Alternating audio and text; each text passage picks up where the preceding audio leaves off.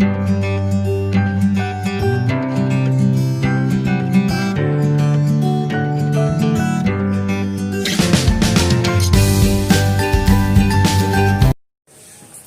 Students, welcome again. आज हम बात करेंगे क्लास 11th के chapter number 7 that is permutations and combinations की। बहुत बार स्टूडेंट्स ये पूछते हैं कि सर जैसे ही हम क्वेश्चन रीड करते हैं we are not able to differentiate कि इसके अंदर परमुटेशंस लगाएं या कॉम्बिनेशंस लगाएं। तो पहले इन चीजों को परमुटेशंस कहां पे लगता है, कॉम्बिनेशंस कहां पे लगते हैं, इन एक्चुअल हैं क्या, हम सबसे पहले इसके बारे में बात करेंगे आज। परमुटेशंस पहले बात करते हैं। परमुटेशंस का मतलब क्या है? इसका इन एक्चुअल मतलब है अरेंजमेंट्स, और जो कॉम्बिनेशंस है उसका मतलब है ग्रुप्स। जैसे मान लीजिए आपके पास दो लेटर्स हैं A and B. You want to make a group of two letters। तो अब आप चाहे जब आप ग्रुप बनाएंगे आप चाहे ए को पहले चूज कीजिए चाहे बी को पहले चूज कीजिए। तो ग्रुपिंग हो गई ए बी, चाहे इसको ए बी लिखिए चाहे इसको बी ए लिखिए, it is one and the same thing. Grouping के केस में कोई फर्क नहीं पड़ता है। सो अगर दो लेटर्स से एक टू लेटर वर्ड बनाना हो एक ही बन सकता है। But in the case of arrangements इनको मैं कैसे अरेंज कर सकता हूं? I can arrange them as A B and B A. ये दोनों अलग अलग अरेंजमेंट्स हैं। पहले केस में ए पहले आया है, दूसरे केस में ए दूसरे नंबर पे आया है, तो ये डिफरेंट अरेंजमेंट हो गई। तो अरेंजमेंट्स का मतलब है परमुटेशंस और ग्रुप्स का मतलब है कॉम्बिनेशंस। तो परमुटेशन और कॉम्बिनेशन, एक तो ये क्लैरिटी रखिएगा, जब कभी भी हमें कोई चीज सिलेक्ट करनी है, ग्रुपिंग करनी है उसकी, कि भाई ये 10 लोग चाहिए मुझे कोई फर्क नहीं पड़ता उन 10 लोगों में से कौन पहले आया कौन बाद में आया, तो 10 लोग मेरे पास इकट्ठे हो गए।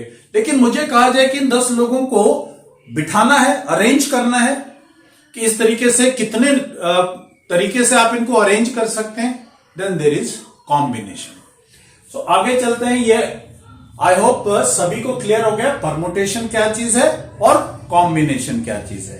अब पहली चीज परमुटेशन कॉम्बिनेशन के बाद सबसे पहली चीज जो हमें पता होनी चाहिए वो है फंडामेंटल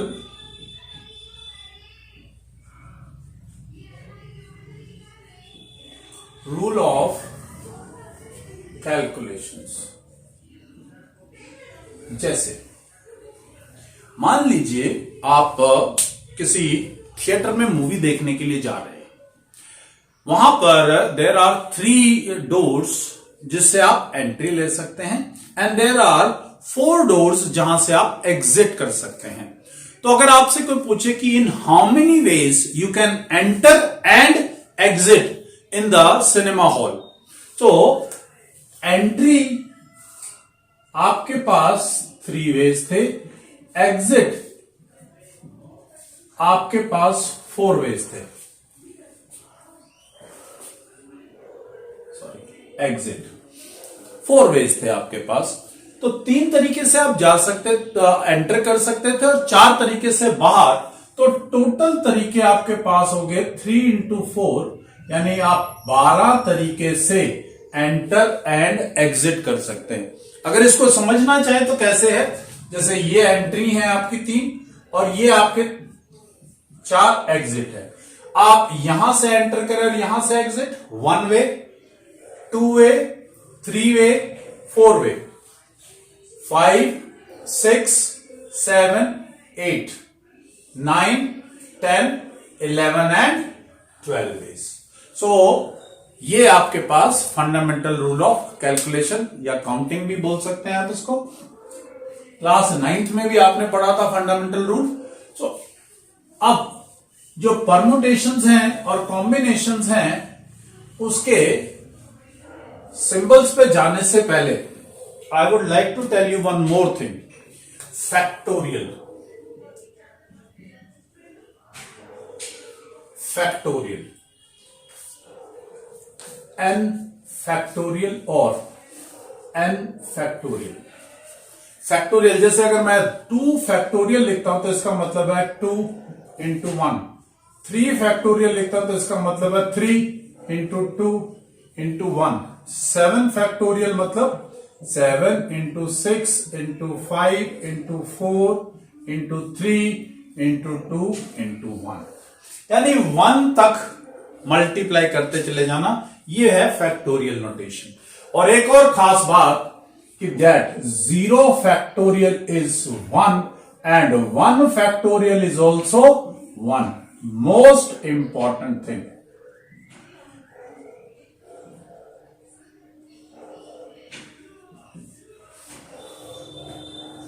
वैसे तो बहुत सारे स्टूडेंट्स इस चीज के लिए बड़ा कंफ्यूज रहते हैं कि सर 0 फैक्टोरियल 1 कैसे रहता है।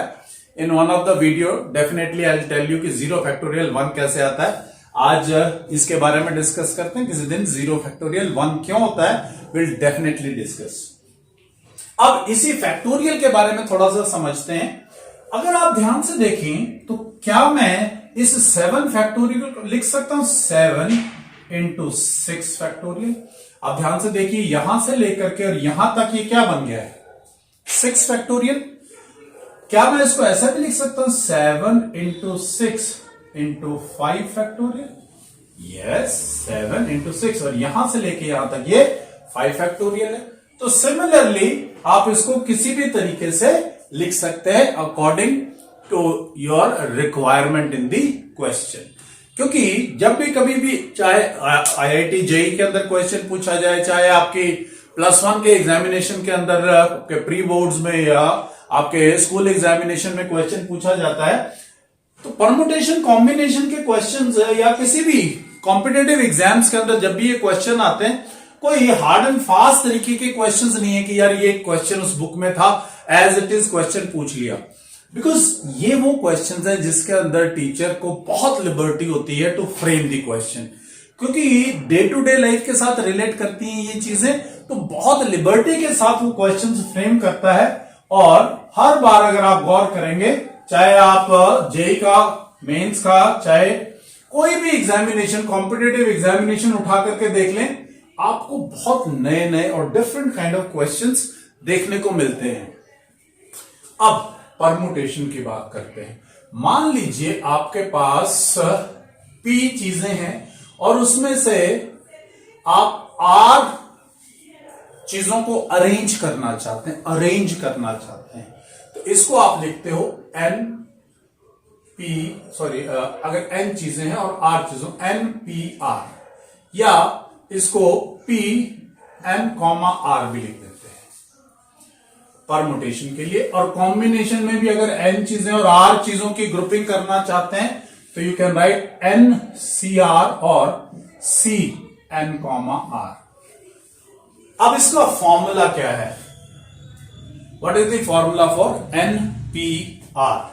NPR के लिए फॉर्मूला है N factorial divided by N minus R factorial. और NCR के लिए फॉर्मूला है N factorial upon N minus R factorial into R factorial. तो इन द केस आप अगर गौर से इस दोनों फॉर्मूलाज को देखते हैं तो it is very much clear the value of NPR is always more than the value of NCR, because इस केस के अंदर डिनोमिनेटर इज बिगर और इस केस में डिनोमिनेटर इज स्मॉलर। तो जिसका डिनोमिनेटर छोटा हो और न्यूमरेटर सेम हो तो इसका मतलब उसके अंदर ये वैल्यू, यहां पर डिनोमिनेटर छोटा होने से ये वैल्यू बड़ी, यहां डिनोमिनेटर बड़ा होने से ये वैल्यू छोटी। So what is the relation between NPR and NCR? तो अगर हम ध्यान से देखें, NPR is equal to R factorial into NCR. This is the relation between the permutation and combination. इन दोनों चीजों के बीच में ये रिलेशन आ जाता है। तो ये हो गए, इसके लिए आपको फैक्टोरियल समझ में आ गया। आपको फॉर्मूला फॉर एनपीआर समझ में आ गया, फॉर्मूला फॉर एनसीआर समझ में आ गया। थोड़ा सा एक दो एग्जाम्पल लेकर के मैं परम्यूटेशन और कॉम्बिनेशन के बारे में आपको और बताता हूं, so that the concept should be clear, very much clear in your minds. Suppose आपके पास there are 3 letters A, B and C. Now you want to arrange a 2-letter word, arrangement करना चाहते हैं आप 2-letter word की। तो ध्यान से देखिए क्या क्या बनेगा। एक बनेगा ए बी, दूसरा बी ए, एक बनेगा ए सी, सी ए, एक बनेगा B C, C B. So these are the arrangements, ये अरेंजमेंट्स होंगी यानी परमुटेशन। अब अगर कॉम्बिनेशन करना हो यानी ग्रुप्स बनाने हो आपको, तो ग्रुप्स क्या बनेंगे भाई, एक ए के साथ बी का, एक बी के साथ सी का और एक ए के साथ सी का ग्रुप। सो ग्रुप आपके पास ये 3 बने और ये आपके पास 6 बने। I hope it is clear कि ये 6 और ये 3 कैसे बने, इस चीज को समझिए। 3 में से 3 ही लोगों को आप 2-letter वर्ड्स को अरेंज करना चाहते थे, sorry, you want to arrange 2-letter words.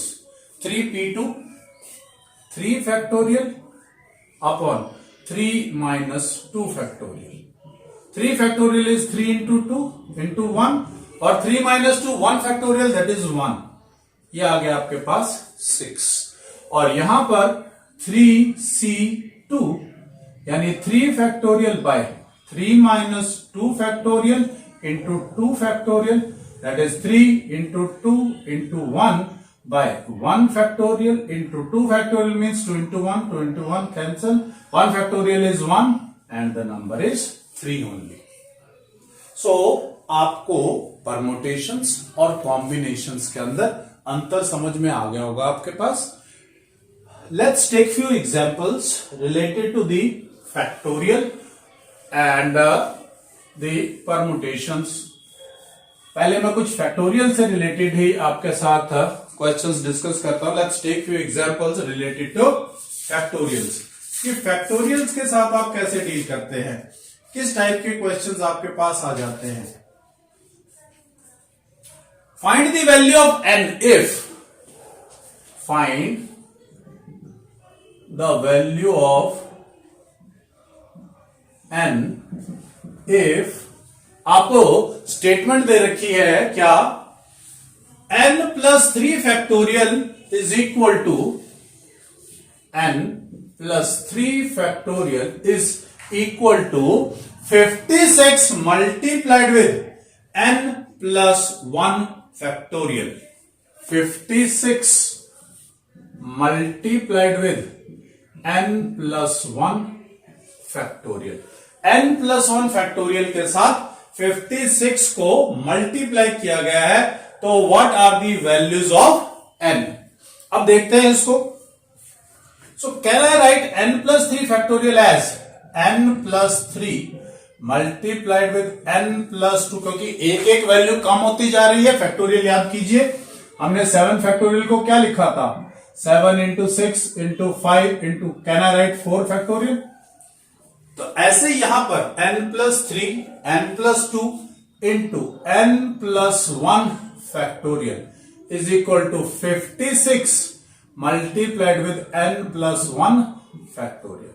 So from both the sides can I cancel n plus 1 factorial, क्योंकि जो इधर मल्टीप्लीकेशन में it will go in division, चाहे इधर से आप इधर ले जाइए, चाहे यहां से यहां पर ले जाइए।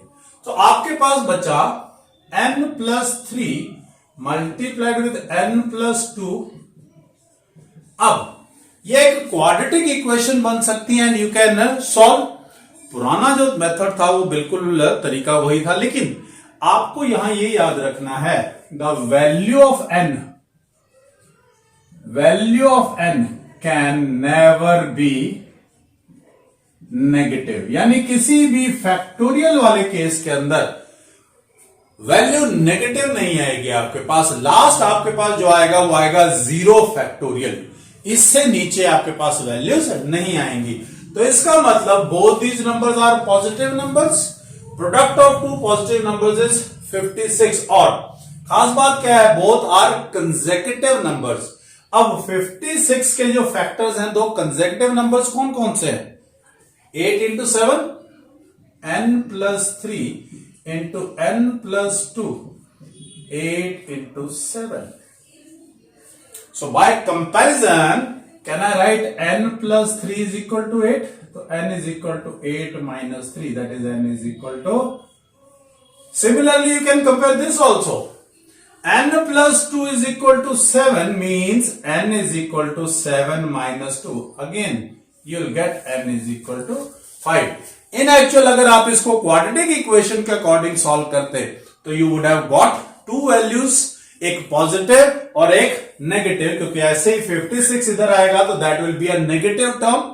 मैं वो भी आपको जो आपने पहले 10th तक किया हुआ है, so it will become n square plus 5n plus 6 minus 56 is equal to 0. n square plus 5n minus 50 is equal to 0. Multiply करके यू रिक्वायर 50 एंड सब्ट्रैक्ट करके 5. तो n square plus 10n minus 5n minus 50 is equal to 0.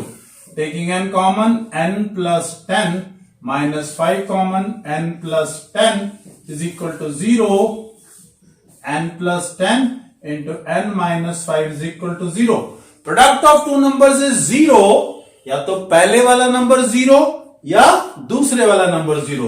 तो either n is equal to minus 10 और n is equal to 5.